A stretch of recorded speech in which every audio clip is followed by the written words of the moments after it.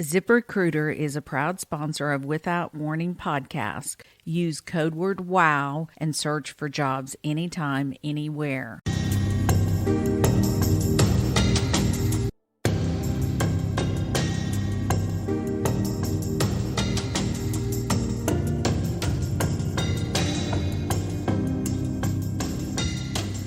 Thank you for listening to Without Warning, the Lauren Agee case. Throughout this season of Without Warning, many of you have had excellent questions on this case. Hearing your questions are so vital to the case and finding new information, and that is why I did the podcast, to discover new information from listeners like you in hopes to close the case once and for all. So let's hear some of the questions you all had. Hi, I'm Jill. As I've been watching through this case, what has occurred to me is the number of times that Lauren expressed a desire to leave. What do you make of that? We know from interviewing witnesses that she asked 5 separate people if she could either stay with them or leave. And she obviously had some sort of internal intuition knowing something wasn't right. But unfortunately, it didn't work out, obviously, that she left with anybody. I was listening and wondering why the sheriff didn't do more. He was commenting that there was no obvious location that she fell. Did the sheriff decide she had fallen based on evidence, or did he just accept Aaron, Chris, Hannah's theory that she fell? There's a lot of work that goes into investigations. And when you decide it's a homicide or undetermined, then you've got to go and prove one way or the other legally by every standard I've ever heard of or taken in classes or got certification in death investigations. You automatically assume it's a homicide until you prove otherwise when the body is alone. And that should have been number one in this investigation.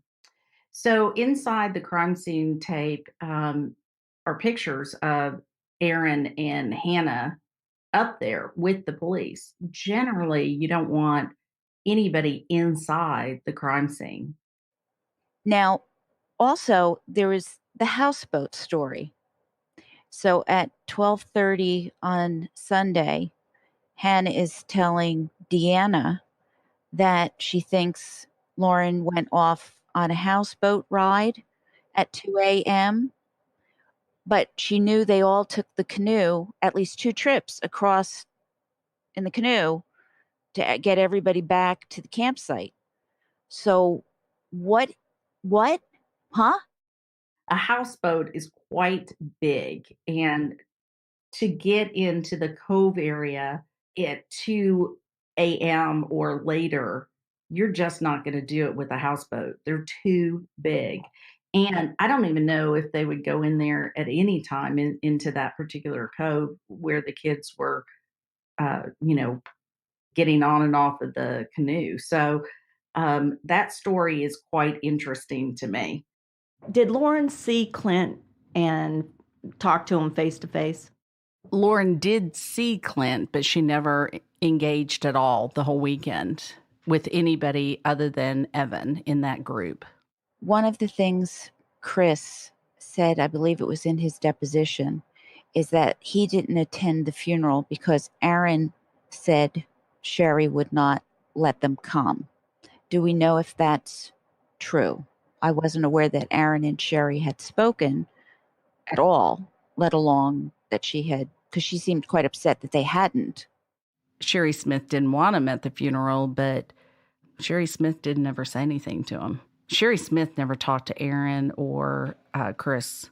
And I remember hearing Sherry actually say they never called her or contacted her in any way. Aaron never ever once called Sherry, spoke to Sherry, wrote Sherry, text Sherry, anything. Not one word was passed between Sherry and Aaron. Hi, this is Selena. I just have a few questions for you. I'm surprised Chris wasn't detained for more questioning with all that suspicious behavior on the boat with the officers and wanting to take their guns. That seems very sloppy. That decision would have been Jeremy Taylor's, and as we know, he did not detain any of them. I know they were drinking that weekend. Was there any drug use involved?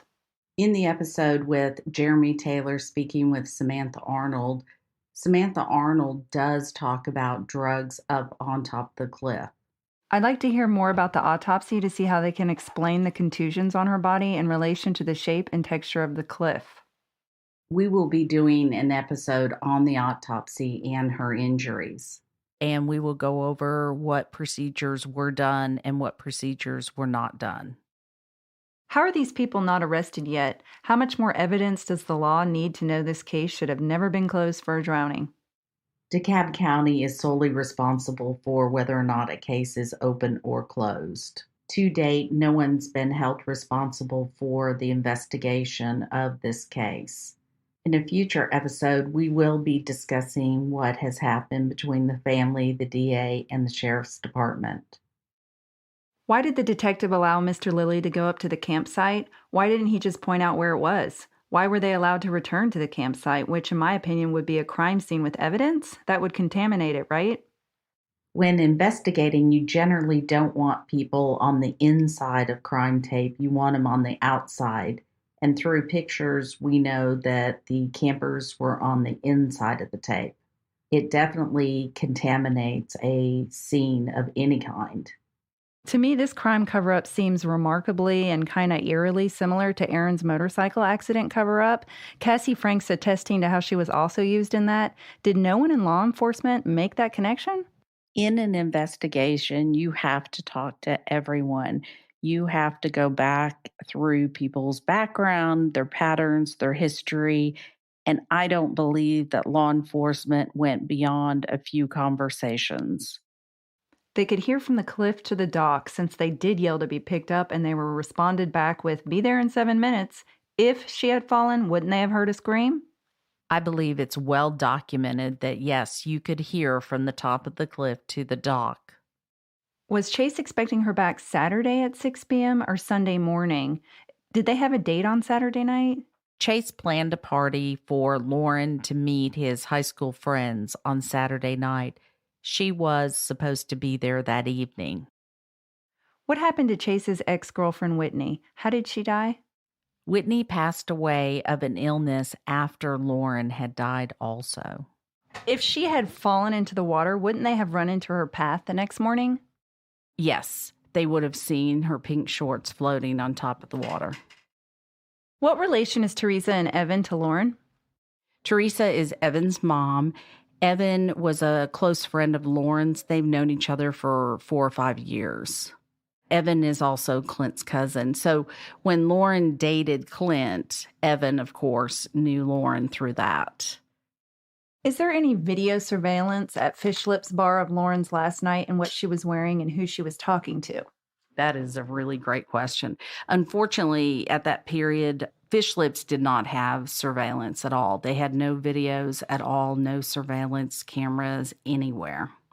We have no video of Lauren that weekend except for one GoPro video. Is there any way this case could be reopened?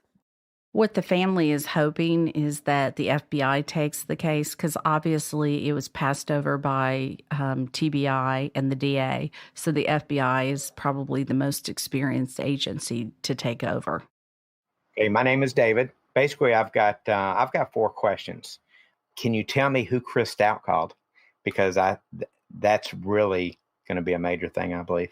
I believe you're right, and I'm not going to tell until the episode. So he made 6 phone calls. Of course, he has amnesia on who he called, but the information surrounding when he made the call is very important. It's after he's leaving Wakefest and the police department and the area, and he starts making those phone calls. So the question is, what was so important for him to talk to that person that night that he called 6 times? My second question is based off of Lauren apparently had a background in gymnastics and dance. Okay, with her background in that, even falling down or falling off a cliff, even if they said that she was drunk and basically no scrapes and bruises, to talk about. I think that's very important. How in the world, I watched all the 2020s.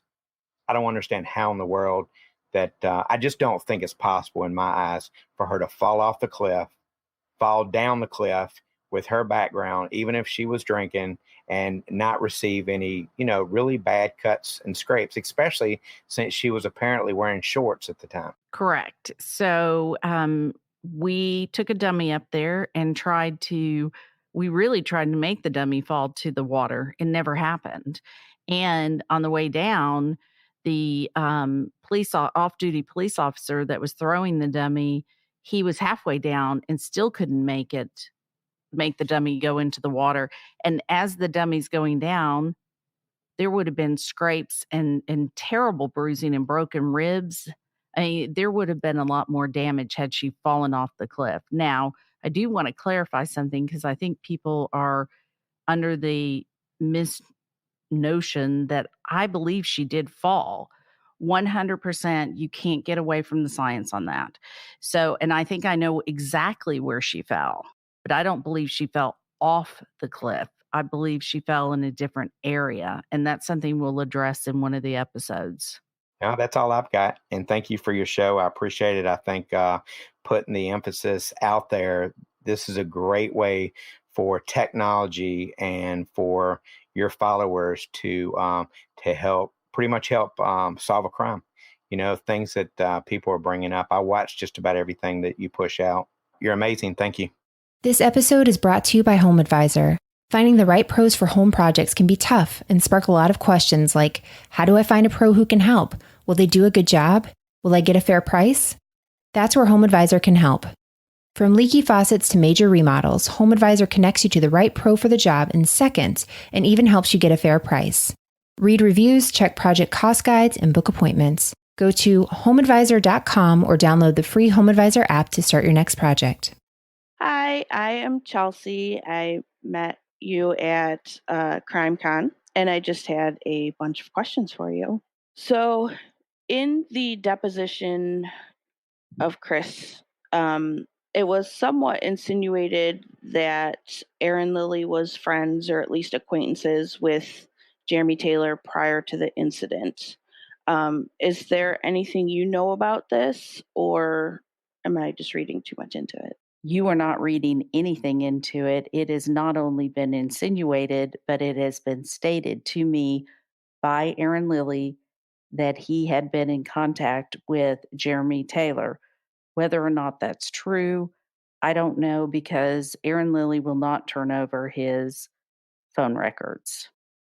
In some pictures, you can see that there are 2 hammocks and a tent. So why is it that Lauren had to sleep in I call it a hammock because I can't remember the other name, but why is it that Lauren had to sleep in the hammock with Chris? That has only come from the campers that she slept there. And let me mention 2 things about that. So some other people who have been up on that cliff during that weekend, they said that no 2 people could sleep in that enu and one move and the other one not know it. So there were more than just 2. There were actually, I believe it was 6 up there at that time. So there were other places for Lauren to sleep. And of course, you also had the tent with the 2 blow-up beds. Hi, I'm Danielle, and I met Sheila while attending her PI experience session at CrimeCon this year. My first question was, Chris Yarchuk stated the body was visible in the water, but it was contradictory to the time and temperature of the water. Would the wrinkling on her skin help determine how long she was in the water or help determine the time of death? Excellent question regarding the time of death. The wrinkling, the sunburn, the physical appearance, the lividity all comes into play when you're looking at a body. The medical examiner should have taken all of that into consideration when making their findings. The body tells a story. It is up to the medical examiner to interpret that story. Now, we will be doing an episode on the autopsy, and you, the listeners, we'll be able to determine whether or not the medical examiner did their job. Since Hannah, Aaron, and Chris left the police department without giving the statements, did anyone follow up to finally obtain them, or were they forced to return? The audio you're hearing on the podcast, Yes. that is the follow-up. And do we know when those statements then were given? Was it like a day later or a week later? Within the week. Week. Actually, within the 2 weeks. So time enough for them to talk to each other. Oh, they admitted they were talking to each other. Okay, next question is, who or when was the crime scene tape removed, and what happened to her belongings? It was never considered a crime scene, so it was not processed as a crime scene. Lauren's items did not come back. We know that the police did not process anything other than her purse and her phone. Everything else that was left up on the cliff is gone, has never appeared again, and no one is saying what happened to it, whether it was burned or taken or thrown away. It's gone. Is there an active appeal going on that's going to go before the courts at all? The judge in DeKalb County threw out Hannah's case, saying there wasn't enough evidence. That was appealed by Sherry Smith, Lauren's mom, and it went to the appellate court and was heard. We are waiting on the ruling from the Nashville Appellate Court. My name is Melissa. I met you during PI Experience, and I became very interested in the work you're doing. And when I heard about this podcast, I immediately started following it. And I've been listening episode by episode, waiting for the next one to come out. The first question was, can the currents in the lake be analyzed to kind of determine if it's possible for her to have fallen off the cliff and ended up in that second cove? Or in contrast, could the currents be analyzed to figure out if she did go in where they said, where she actually would have ended up? Fantastic question. There's an episode coming up on the currents. So we're going to do a science episode to explain that we hired a hydrologist, and he analyzed the currents. And so we did an analysis on the currents, the dams, the water flow, the height. We did it all, and it boiled down to one thing. So in the previous episode, a police officer was talking about the injuries to her spine and her head being indicative of a trauma of her body weight falling on her head. And given that amount, and I think he actually said it was indicative of like if you had fallen on your bum and you had a compression of your spine. And that's from like a short distance. If you're falling from a very high distance and you fall on your spine, it would seem like it would cause a lot more damage, like say if you're falling off of a building. Is it possible to have a mechanical model done to look at exactly how much damage would be done to the spine if the body were to hit in that position perpendicular to the earth from varying heights to see how much damage, so we can indicate how far that fall was? Question is, yes, we're going to be doing that and showing that. I'm pretty excited about that because that's I'd seen this case covered on Crime Watch Daily right before CrimeCon or right around CrimeCon time, and I had not heard of it before. And I'm watching it, and I'm like, the entire time they're showing the background of it, I keep going, "There's no way. There's absolutely no way this is not a murder." The police kept saying that no one had sex with Lauren because she was on her period. And they kept saying that as if that's physically impossible to have sex with someone on their period. My question is, I read somewhere that there was a tampon inside her when they found her, and that was their reasoning for why she hadn't had sex. But one, I know it's physically possible to have sex with a tampon in, and two, it's physically possible to have sex with someone on their period. I'm confused why they're using that as a justification to not look into that aspect. Why would you not do a sexual assault kit when an off-duty police officer said do a sexual assault kit? So in the state of Tennessee, it has to be requested by the police. And Jeremy Taylor, of course, because there's a tampon in, and he said she's drunk and fell off the cliff, he's open and shut the case. Police automatically thought, she can't have sex. She's on her period. I want to get more information about this emotional support dog. I'm kind of questioning one, whether it was legitimately an emotional support dog, or was that just him saying, this is my support dog, so you could take it wherever he wanted, and why he would need an emotional support dog to start with. The information I have on that is you can go online and get an emotional support certificate, and you can designate your dog as an emotional support dog. He did that and he helped other people do it just by going online. So, does he need it? I'm not sure, but I do know that's how he did it. There were some questions about whether the dog was seen on Sunday or not, and I'm wondering if that is actually the case. Has the dog been seen again? Harry, who was on the boat with Ryan, the off duty police officer. So, Harry was one of the people working at the marina that weekend, he and his wife. And he was on the boat with Chris Stout and Aaron Lilly, and the dog was on the boat as well. And Harry said that he made friends with the dog real fast because he didn't want anything to go wrong. He didn't know if the dog was friendly or not, and he said, the dog turned out to be really friendly. Did Hannah know that Aaron was texting Lauren all these weird flirty texts? And my background for that is, if she knew about it ahead of time, is it possible that she was involved in actually setting her friend up in this questionable situation as some kind of revenge situation? Or if she did, or she found out that night perhaps that what was going on, if that could have led to part of this situation? So I don't know. I don't know if she knew. I do know that she obviously had a jealousy issue because of Cassie. Cassie believes that that's what escalated, but I don't know. And I don't know what she knew or did not know about Lauren. I do know Lauren was very attractive and that Aaron liked to flirt. She couldn't have turned a blind eye to that. My personal opinion, knowing what I know about Aaron, is I could see him making a pass at Lauren hands down, and then Hannah losing her gears. And I think that's part of what leads into my suspicion about Hannah. I know this is speculation, but the suspicion about Hannah is that Hannah knew all along what was going on. Why was she not forthcoming to Lauren about what was going, where they were staying and what they were doing? That just, especially if they'd been friends for so long, it just seemed particularly not just shady and withholding, but almost like she had something planned. I don't know that. Now, that's been brought up. I do have a group of listeners that believe it was planned.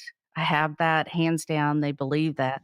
But, in what I do, I have to go by what I know. I definitely want to know more. I want to hear from Hannah. I definitely want to hear from Hannah. Thank you again to all who sent in questions and those who have been faithfully listening and helping to find answers to this case. A lot has happened so far this season, so let's do a quick recap. So far, we know that Lauren Agee went to Wakefest on Center Hill Lake in Smithfield, Tennessee on Friday, July 24th, 2015, with childhood friend Hannah Palmer. Wakefest is a festival for amateurs and professional wakeboarders to show off their skills. Picture Daytona Beach during spring break, and that's what Wakefest is equivalent in Tennessee. Unfortunately, what it is now known for is the death of Lauren Agee. When Lauren and Hannah got to Wakefest that Friday, they met up with Hannah's new boyfriend, Aaron Lilly, and his buddy Chris Stout. They were all going to camp overnight on top of the cliff at Pates Ford Marina, sleeping in enoos and tents on the edge of the cliff. They had the time of their life on Friday night partying at the local marina bar, Fish Lips. The booze was flowing, and this caused many rifts that night.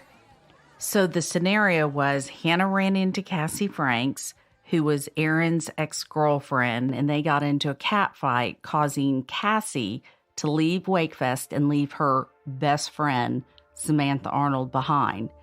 Since Samantha claims to also be best friends with Hannah and Lauren, She found a place to sleep on top of the cliff with them on Friday night. Saturday morning, Aaron, Hannah, Chris, and Lauren got on Chris's boat and headed to Wakefest.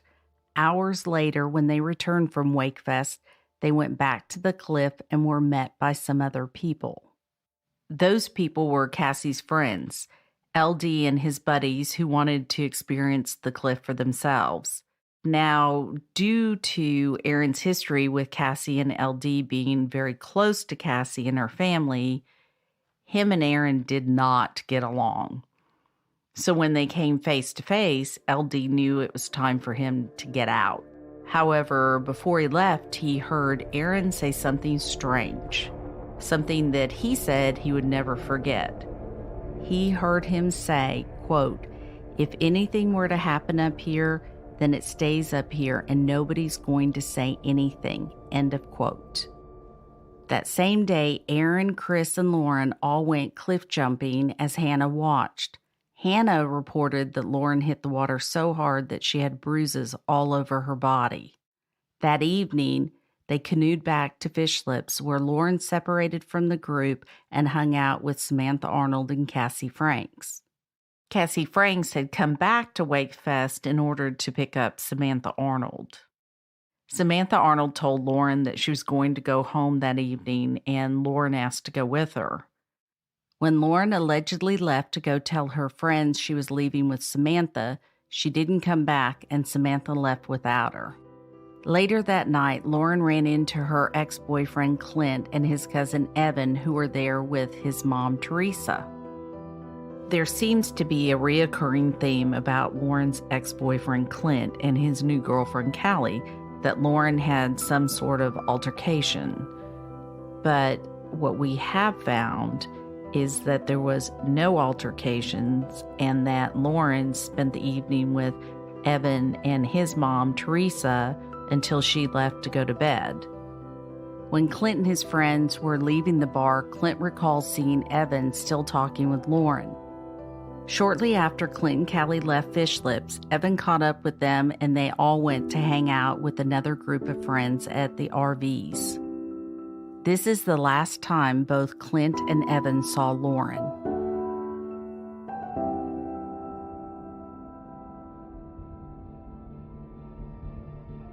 When Lauren left the bar, some claim they saw her walking to the end of the dock. The houseboat people say that Lauren and her friends came onto the houseboat to get Chris Stout, who had passed out earlier in the evening after a long day of drinking. What happens next is what we don't know. Who went back to the cliff? Is someone hiding something? Were there more people on the cliff we don't know about? When did they go back? How did they get back to the cliff? What was Lauren wearing that night? How did she end up in the water? What happened to all her clothes and stuff on the cliff? Was there really a fire? Did law enforcement really do everything they should have? All of this seems to be a mystery.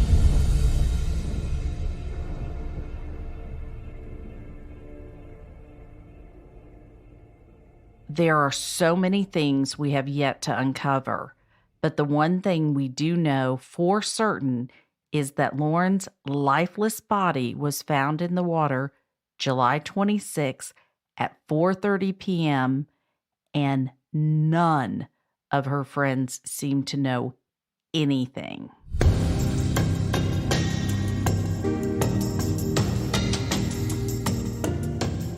So the question remains, was it a freak accident or was it flat out murder? Stay tuned this season to find out more jaw-dropping information as I interview other key witnesses, law enforcement officers, and forensic specialists. We will go over the case and how it was handled or mishandled in great detail. You won't want to miss what's coming up in this season of Without Warning, the Lauren Agee case.